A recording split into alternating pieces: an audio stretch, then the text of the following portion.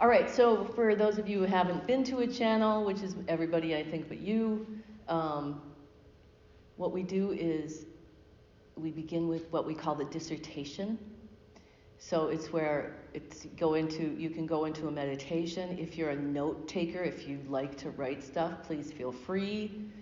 But you don't have to. I'm recording this, and if anybody wants to have a copy of it, you can reach out to me at barbwith@gmail.com and just ask for Lake Harriet, and I'll send it out. And so we'll do the dissertation, and the best advice I can give you is just empty your mind, because there's so many levels of communication that are coming at us, coming out of the voice and at us. The intellectual level, of course, thoughts, and then the emotional level, the intuitive level, the physical level. And just take it in, and then after we're all done with the dissertation, they'll say, now we're open for questions and conversation, and feel free to ask anything you're comfortable asking. If you have a personal question, feel free. And then as you leave here, understand that it's like a time release. It's like you've taken it in, and now it's all, this worldview and all of this information is in, and it's going to time release as you walk through the world. And at the right time, it's going to recall. And if you're particularly fastidious about studying it, the MP3 can be transcribed, and it will go on giving for a long time. So, all right. Everyone, just take a few deep breaths, get in touch with your body. Turn your focus inward. And as you turn inward to this non-physical world, let go of the day, let go of the holidays, the external conflicts, and really take a trip into your operating system with me. So we will command that only the most divine light shine down upon you at this time, and the greatest good be present here. Welcome to the party. Welcome to this circle of souls that has accumulated an incredible power in the afterlife. And we're not talking about the kind of power that your wayward leaders think that they have over you. We're talking about the power of compassion as the fifth fundamental force of the universe. And today what we want to do is take you through a journey into your own creation as a way to give you a new perspective. And sometimes the new perspective is such a tiny, minor shift that you miss it. You're looking outside yourself. You're looking for leaders who are going to lead you. You're looking for people who are going to inspire you, people to take the initiative to get the job done out there. You're looking for those outside sources. And this is what we're going to help you to stop doing. And even if, as you sit in this room today, you are someone who looks inward, we're going to take you even deeper into yourself. Because as Barbara has said to you, we are on a world peace mission, looking for the participation of the willing to take part in this worldwide nonviolent action to end the age of war. And that age is coming to a close right now as we speak. It's reaching a fever pitch. And part of what we want to do is to reach out to you people, to instill in you a new understanding of the power that you have. Because when you're looking outside yourself for a leader or for someone to come and show you what to do, or a psychic to tell you the future, or someone who's going to guide you, you're missing this enormous amount of power that you have within you. And so if we can show you how simple this shift is, we're hoping that that simplicity will inspire you to overcome some of the complexity that this process you're going through involves. And when we say complex, we're saying humanity is being driven deep, deep, deep into the bowels of their emotion. Deep into as close to the source as you can get without actually going into the void and being nothing again. You are being driven to emotion. And think of it, not just globally, on the microcosm with what's going on. And not just in your communities where you're seeing people pitted against their neighbors, each making assumptions, each projecting, and maybe you see yourselves in that group where some other group that you're a part of is telling you that you need to project your anger onto that other group because they're the ones to blame. This us versus them, it goes on macrocosm levels and all the way down, community levels, family levels, and then it starts within you in your non-physical level. That within you there is a struggle that goes on between your intuition and your intellect. And what the intellect is doing is its purpose is to help define the physical world for you, but it's also being challenged to get itself under control. So everything you see in the macrocosm as far as war and global affairs that are conflicted is something that's going on within every single human. And not because you're bad or wrong, but because if you look at the evolution of human consciousness for these millennium, that this is a time where you're being challenged to create a broader understanding and experience of self. B, the intellect is being challenged to do its rightful job. Its job is not to take control of the whole of the operating system, and that's how it's been operating for all the years that humanity has arisen from the fear-based infrastructure. And that's the leaving the Garden of Eden, etc., the fear-based infrastructure has created humans who would rather destroy their neighbors than look inside. So what's going on in everyone's intellect is a global shift. You're each taking it individually. Of course, you each have your own platform for how you're going to deal with that. But very basically, there's two things to remember. One is to train your intellect to align to compassion.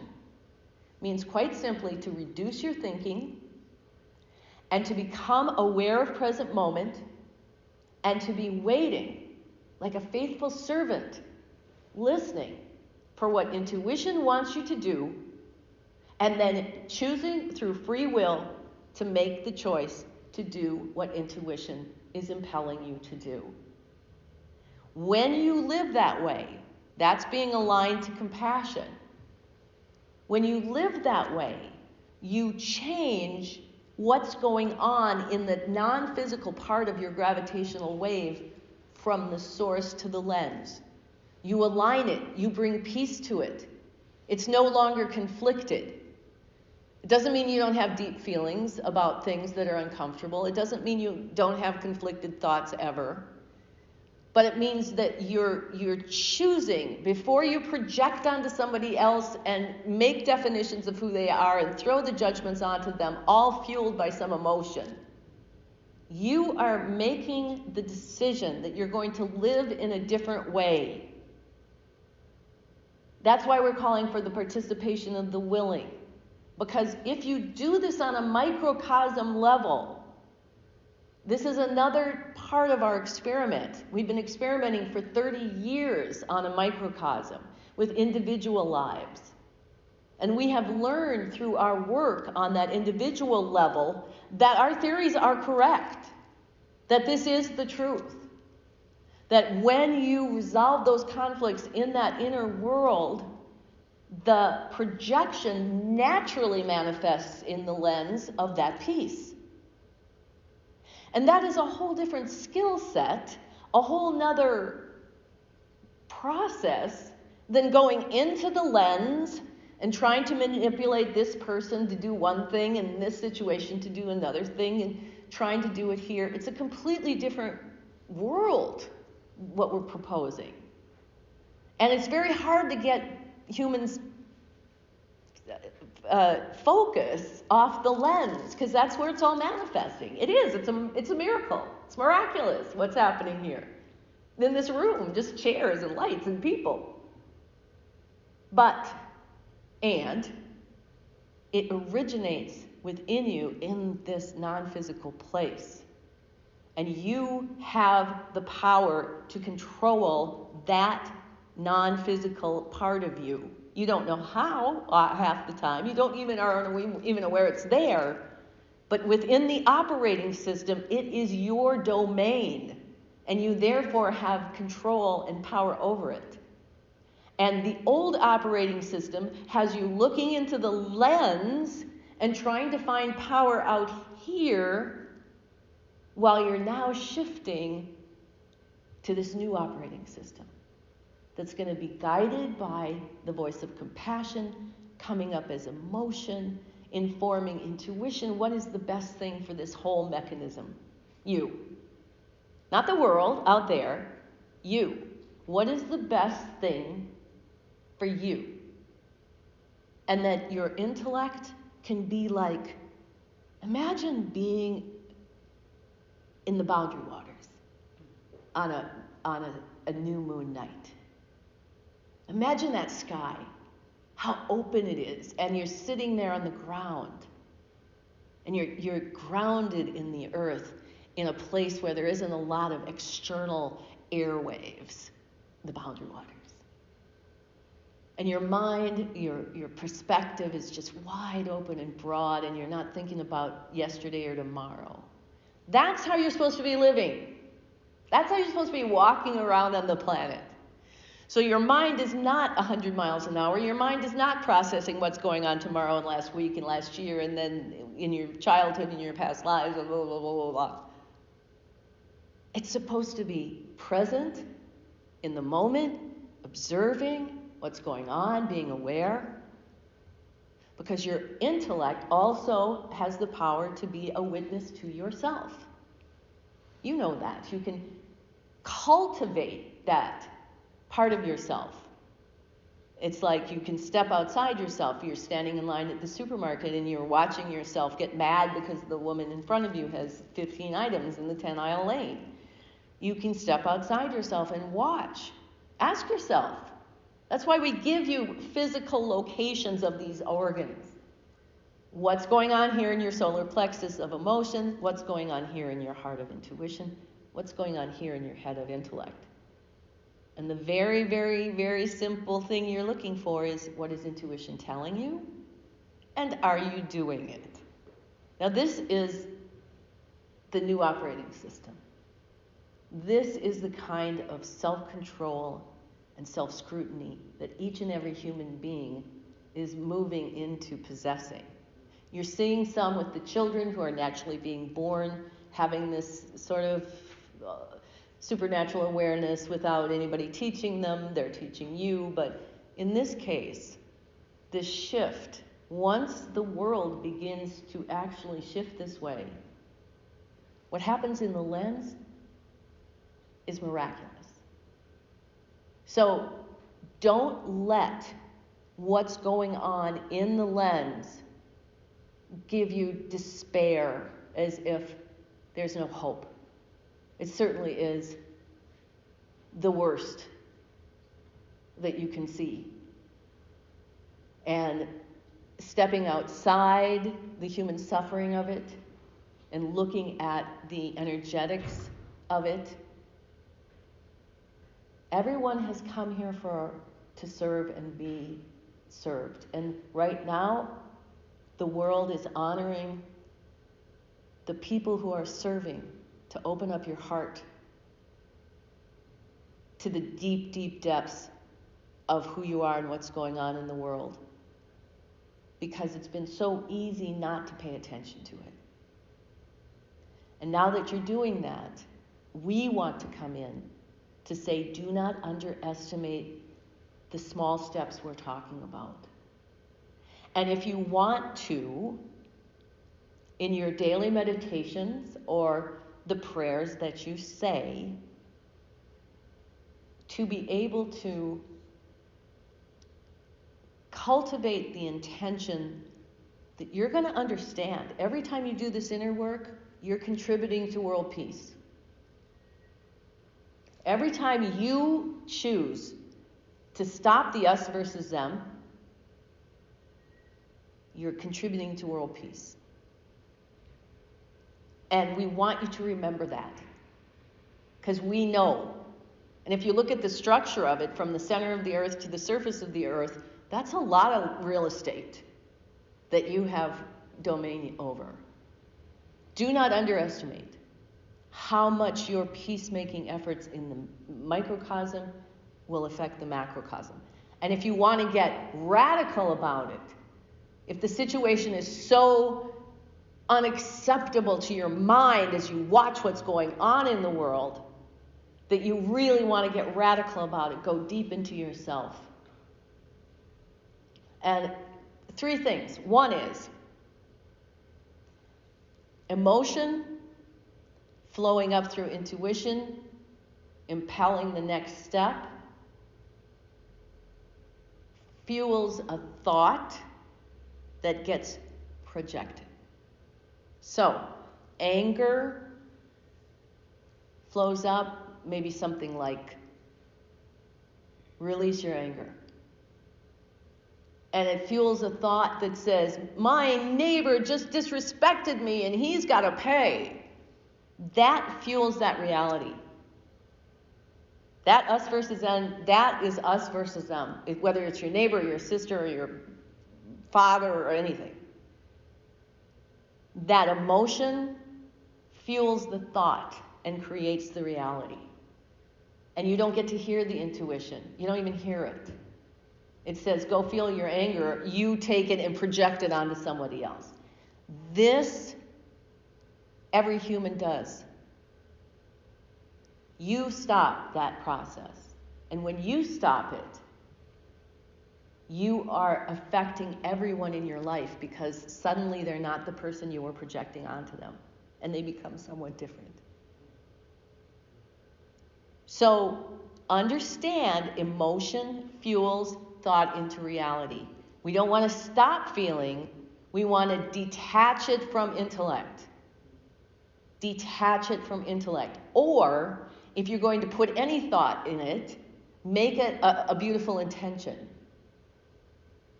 You're feeling angry, it comes up, you want to project it onto your neighbor. Instead, you say, nope, I don't need to know why, I'm just going to feel and breathe. And you're going to use your breath work.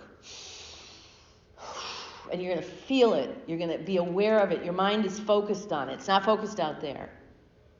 It's feeling it. It's loving it. It's moving it on that circular string.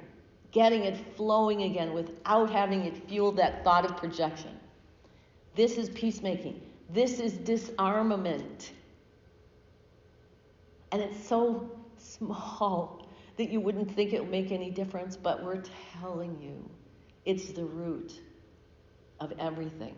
And imagine if everyone in the world adhered to it, if all the leaders adhered to it.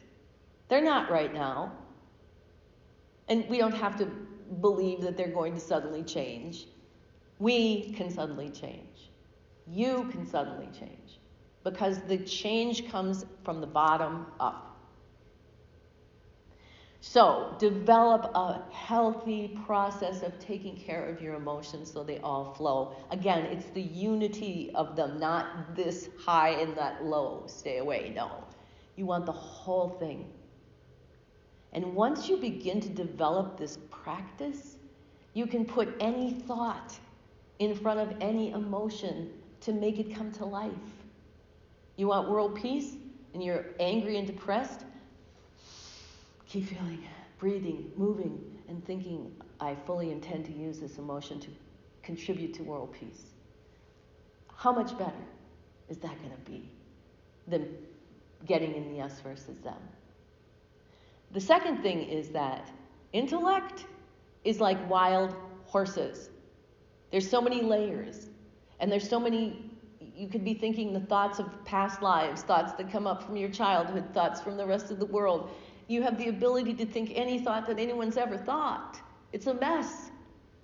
And so it's downsized so you only have a portion of everything that you're thinking. Even that's a universe.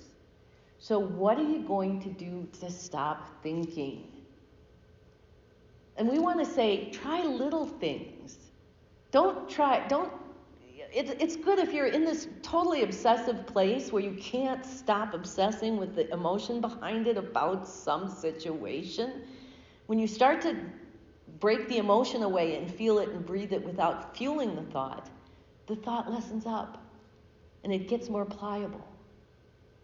And it helps you to be able to redirect that thinking process.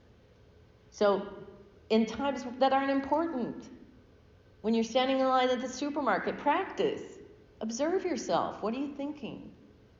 Really listen to the messages that you're telling yourself. Maybe via projecting on other people. The judgments you're making of other people are only coming from your own self. And thirdly, intuition is the voice of God. It will never, ever tell you or impel you to do something that wasn't for the good of the whole. And you don't know the whole. Accept it. Accept the mystery at the root of everything. Can you do that? Can you just get to a point where you can say, you know what? I just don't know. I just don't know. And if it triggers some deep emotion, keep breathing. Don't let it go in your head. And this kind of change within each individual, this is changing the world. And nobody has to even know that you're doing it. And you will know by the fruits of your labors, because your life will begin to shift.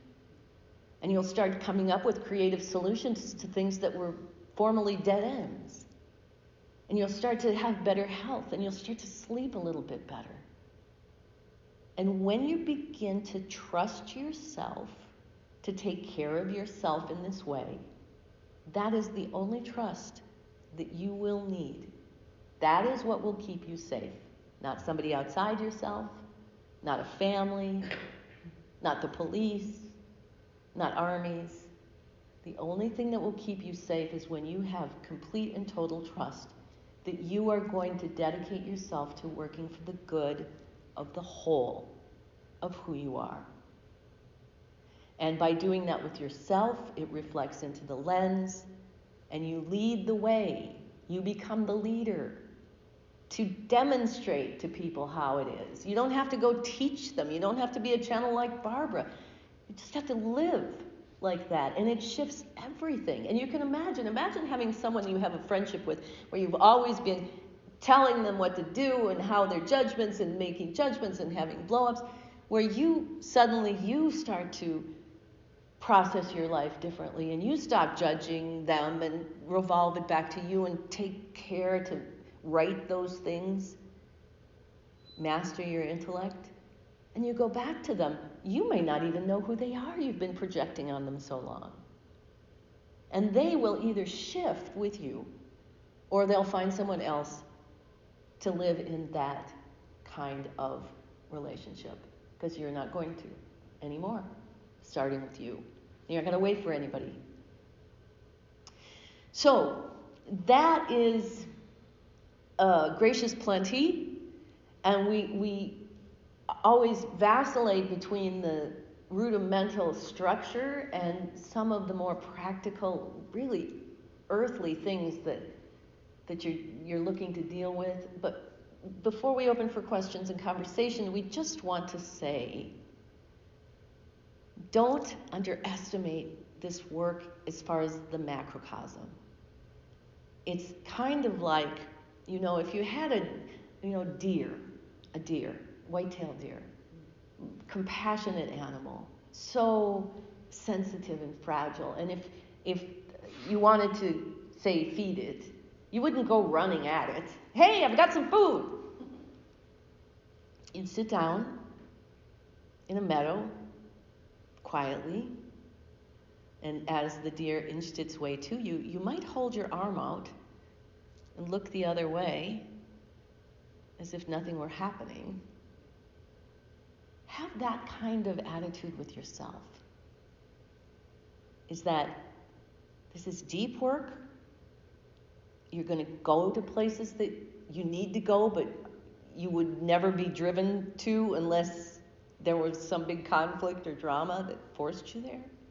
You're going to do it yourself. So make that habit of feeling and breathing as like you might do yoga or you might go to the gym. Feel and breathe. Feel all your feelings. Move them through. And tackle that intellect. And when you get obsessed, listen. Listen to what you're saying about that other person. And then follow that thread back to yourself to say, okay, this is my signal. If I think my neighbor isn't respecting me, I need to go in and see, where am I not respecting myself, first and foremost? Where might I not be respecting him or somebody else over here?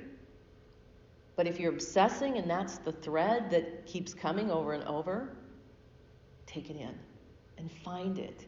And once you do, there might be a big rush of emotion.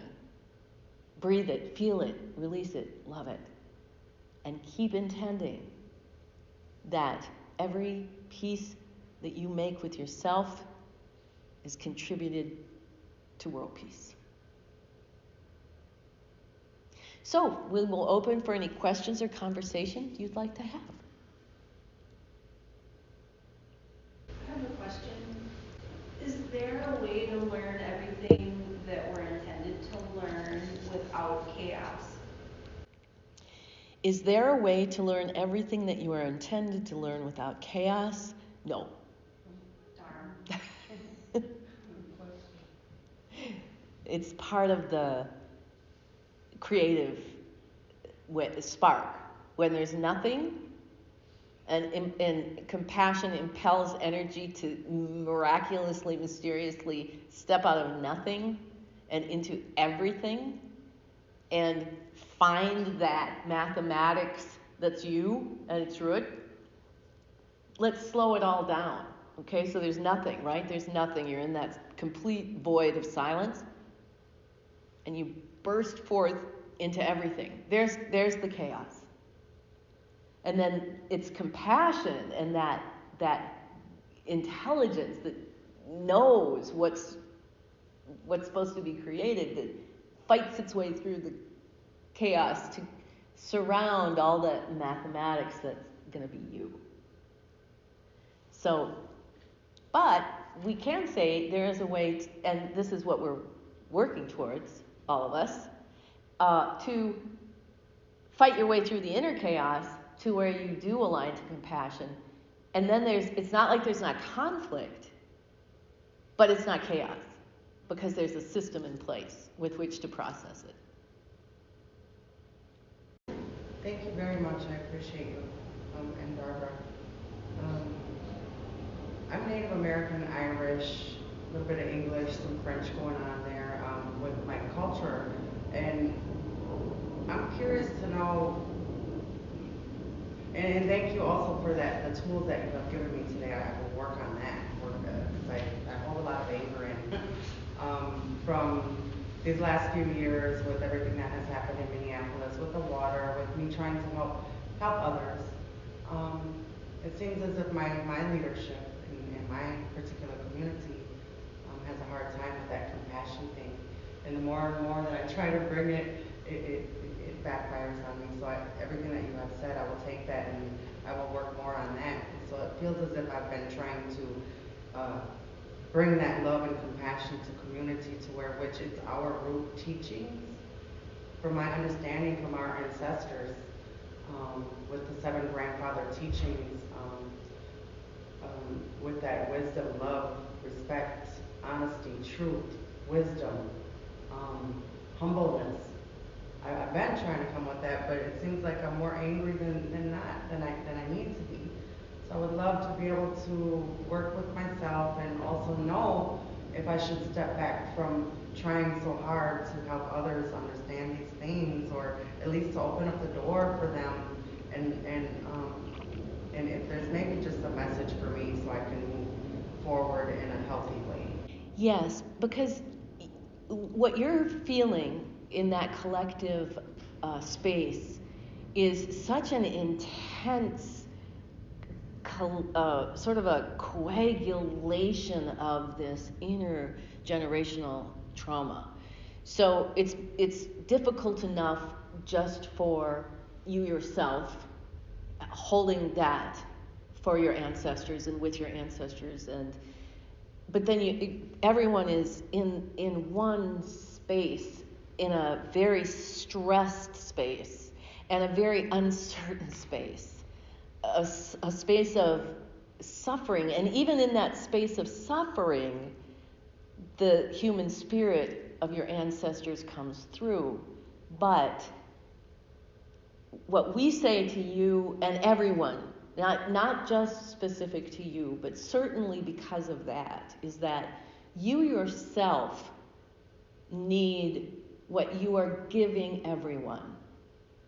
And when you stop projecting the need to take care of, not that you shouldn't take care of each other, but there's a projection of the need. And as you say, it's so, even that, in a good way, is written into your culture. You take care of each other. You just do. It's what you do. You take care of the earth and the water and the people. That's what you do. Not everyone was raised with generations of that in their governance and in their spirituality and in the practical socio-family structure. So you are a very special community, a very special community that doesn't understand fully on a practical level the sheer importance of you embodying that ancestry because of the suffering, because of the other side of it. So it's a much more complicated situation that you well know, that takes more than what you have at the moment. So your job in taking care of yourself first is part of the bringing in the new energy to that intergenerational trauma. Because if this makes any sense, there can be a certain kind of codependency about having to take care of everyone. And there is a certain limitation. If somebody takes care of you all the time, you don't get a chance to learn how to take care of yourself. And that's a hard thing to see people like children. You have to let them go and bite your knuckles as they're falling off their bikes, but they have to. So you focus on you.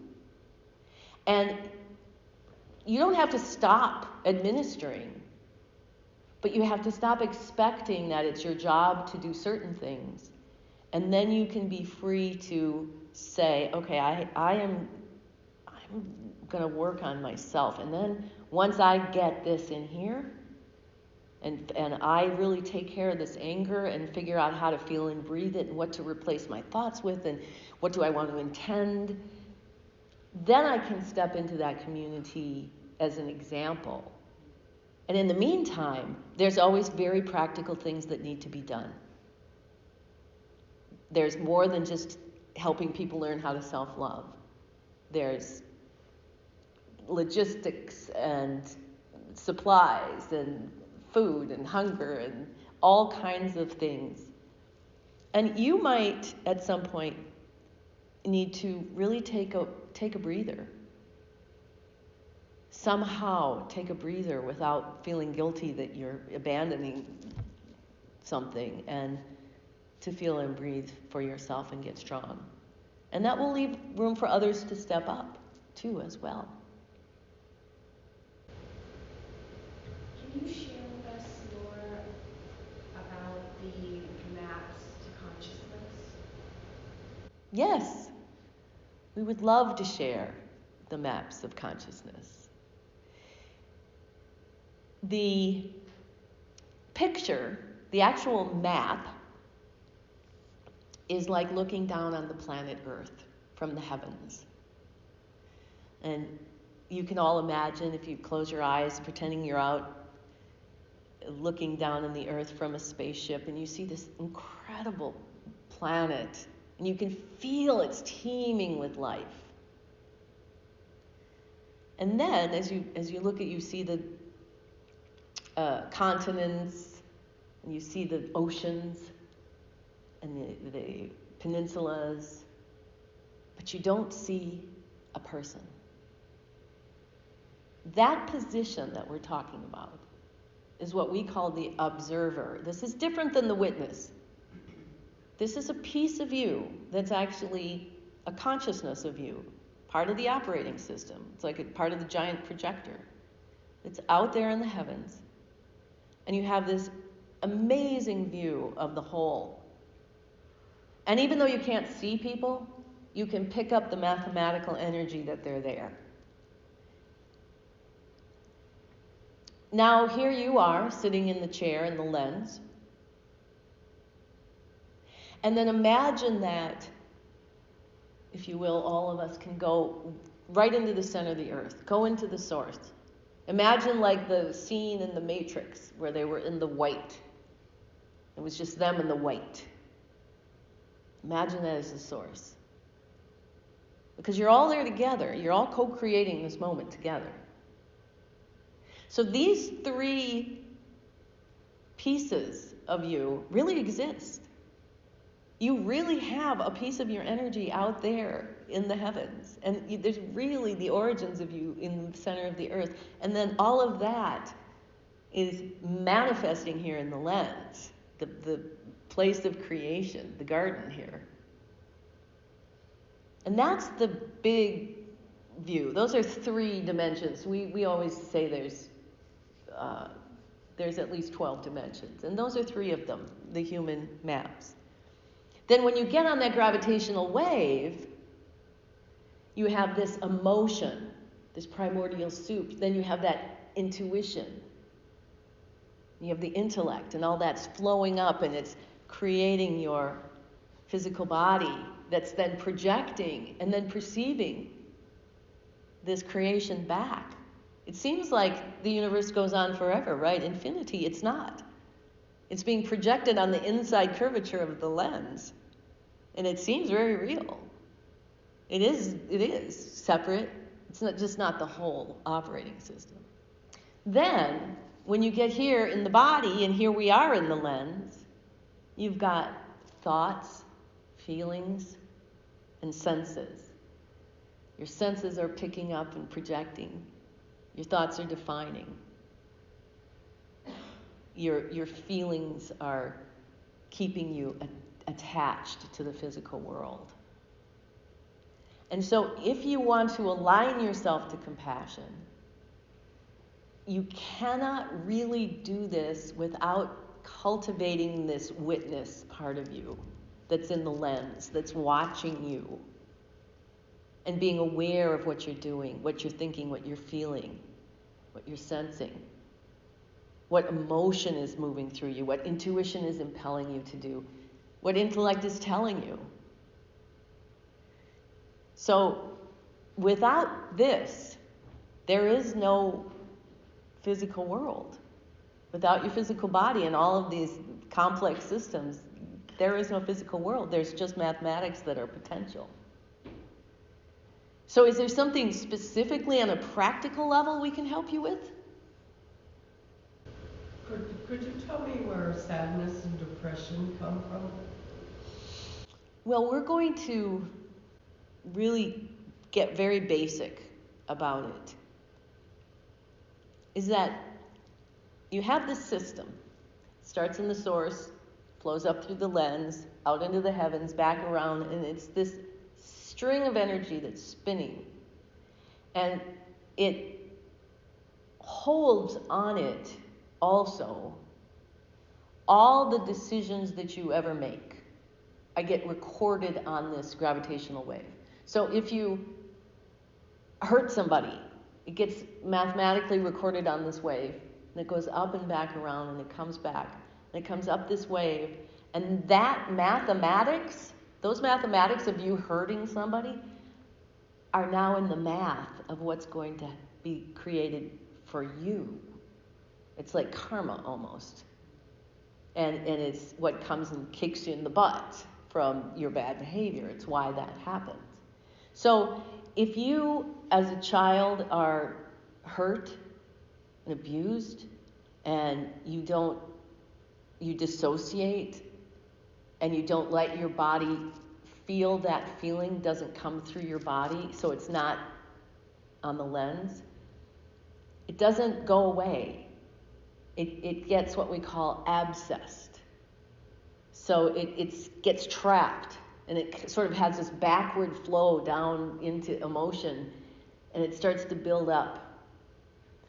And this is what depression is. But what happens is that buildup of emotion triggers thoughts that then define you however your thought processes work when you're depressed. You're not good enough, you don't deserve to be here, life isn't worth living. That's what causes depression. And what's really going to be evolutionary right now is that in the past, therapy has been about talking about it. Talk about the trauma you went through. Talk about what happened to you as a child. And it's certainly good to get those things out. But as a way to relieve depression, it doesn't really get to the root. And the root is that you have this great amount of abscessed emotion built up from, we would say, lifetimes. Everyone does. We're not picking on you, but it's built up. You were never taught how to process it. Even the ways that you've been dealing with it, which is better than not, hasn't really gotten to the root of it. It's maybe provided you times where the suffering of it is bearable. But the more you get older or really don't get into that root, then it gets worse and chronic. And it's harder to dissociate that emotion from those thoughts. And plus, therapists and therapy don't have that tool. They don't see that. They keep thinking that if you keep thinking about it and talking about it, that somehow it's going to make it better. But that's an intellectual activity up here in the head. That's not a turning to that deep emotion, recognizing that, you know what, I have lifetimes of abscess. Let's get breathing.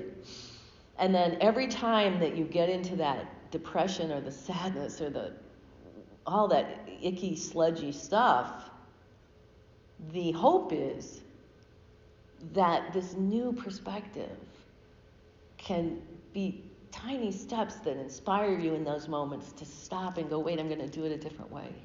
I'm going to love this depression. I'm going to love this depression out of me. I'm going to feel it and breathe it. I'm not going to resist it. I'm going to feel it, but I'm not going to let it drag down my thinking process and tell me that I'm not good enough and tell me that I need to go. That's the piece that we feel if you humans who suffer, and not just depression, but any kind of chronic mental illness, or there's this great trap of emotion behind it, is how can we inspire you before it happens, when you're in sort of behind the lines, we call it. Because when you're in the throes of a anxiety attack or a depressive attack, you're on the front lines. And it's triage. It's how am I going to get through this? It's not a time to be necessarily having to rationalize what the root is. It's just there. When you're back behind the lines where you're going, you know what, I'm going to take this new approach to this. And it's going to be that I'm going to feel all my feelings in this new way. And breathe, and I fully intend is a good mantra. I fully intend. I have no idea how I'm going to do it. I'm going to find a way. I don't know what it is yet, but I fully intend to find that way to do it differently. And that is our great challenge right now. We can tell you, as we said, all the processes that you can do, but what can we do, much like the work that you try to do for those you love? What can we do to inspire you to have that expanded awareness of yourself and take that action for yourself? That is always the challenge and the question for all humans. But in my family, it's like there's a few suicides. Yes. And so it hereditary, can it be hereditarily passed? How does that work? It's not hereditarily as in terms of physical genetic, but it's a spiritual hereditary, where going from where you had been as a people in a consciousness, and then the genocides, the repeated genocides over and over and over and over and over, more genocides within the ancestry of particularly Turtle Island indigenous, but indigenous everywhere, but particularly here, of your ancestors, piled on this spiritual torture to not just be genocided, but to be a culture that was so sustainable on so many levels, and then to watch the world become a place that is not sustainable anymore, knowing that you had the truth and the way. And now, as your prophecy tells you, is the time of the eighth fire, and a time for all who suffer under this kind of multi-generational spiritual heredity are being challenged to come forth. And it is that sadness that has to be processed too, because those who did not make it, they are here. They want you to make it. They all want you to make it. So therein lies their power to be with you now. I'm just wondering, for us citizens or us people, us souls here in the Twin Cities, Minneapolis in particular, since we're the start of so many things that have happened throughout history, is there anything in particular that we can do? As I go to city council meetings and park board meetings and things like that. I'm gonna choose to, take a break and take care of myself, but I think it must come down to just that compassion thing and checking our anger, but maybe in a big way. Do you see anything happening here in the cities that we can do that can affect the world in a large way? And I know here at Lake Harriet Spiritual Community, a lot of that type of thing happens, but for us to be able to get it more, the spiritual side more out there, even in government. I was saying at a park board meeting the other day, I'm trying to shake it up, so I don't know what we can do as a people. Well, we feel that the people the consciousness of the people are still made up of the individuals. And the individuals are still only able to control their own domain. And if we start that rudimentally, like our advice for you to take care of yourself and to try it, find a new way first for yourself. Then you bring that into what you do. But there is no miracle bullet cure for the injustices of the world right now. But keep focusing on that the change begins with you, and then when you get to a place where you've taken some time and you've loved and released and you've made some headway into your own trust of yourself and your love of life, and you have such a deep connection and love to your community, that after you take care of yourself, there'll be more creative solutions that can flow from you. And they're not going to be globally, let's make a global difference at this next step, but let's take a step into a difference. So that one might be to find the participation of the willing within the community who want to do this too, and then bring them those resources. And then they have bigger circles, and you'll have bigger circles. You do this, the children will be affected, the children's will be affected, the generationally to think as well. I was wondering, is this material world that we live in, is that going to evolve too, or be made brand new? Do you know what I'm trying to say? A little bit of both. There's going to be pockets of people and communities that are going to be survival communities, in the sense of like the indigenous way of life that is the sustainable way of life. There's going to be communities that will not survive because they're built upon impossible standards of sustainability. When you have thousands and thousands of people living in huge high rises controlled by a certain kind of energy, that when the shift happens, there's going to be some people that aren't going to do that. But we feel like the more people who can become this change, the more there will be pockets of people who understand the importance of coming together. And all of you understand. You've seen, for even with 9/11, after that, people came together. People's hearts were open. People's hearts are open now.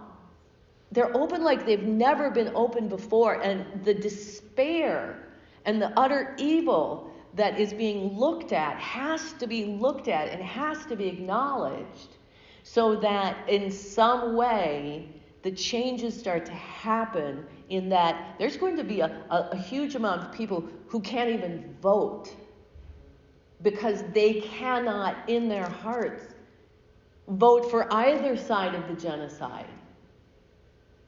And the survival of humanity, we're very confident that humans at their roots are compassion, and that this isn't the extinction at all.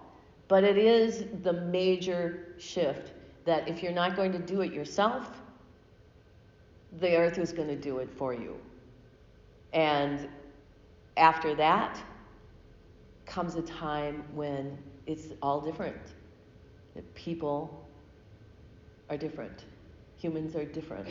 And they're much more aligned to the ancestral lines and to compassion as they are now. But can you change that within your governmental structure? Say, can you expect that your city council or your park board or those people are all going to, as a group, suddenly evolve? Probably not. Probably not. So it's going to be the people themselves that make the change? Yes. Blessings, thank you. Yes. Good. So we're going to bring the channel to a close, and thank you, Miigwech, to you too, to bring these questions, because what you hold and what that indigenous hearts and the soul of the indigenous. This is, as your prophecy has said, what is the way. And you as individuals have a choice. Are you going to walk on the green way? Are you going to walk in the way of compassion? Are you going to walk in the way where you're going to take responsibility for your own well-being in this new way? Or are you going to continue to project and do us versus them and not listen to intuition and not make decisions that then you're going to get tired and sick and the macrocosm is going to follow suit? So this is this very important time in human evolution where you get to choose. And we just want to leave you understand these are baby steps. They're baby steps, but they're huge. Like that spark in the spark plug, just a tiny little step, but it's huge.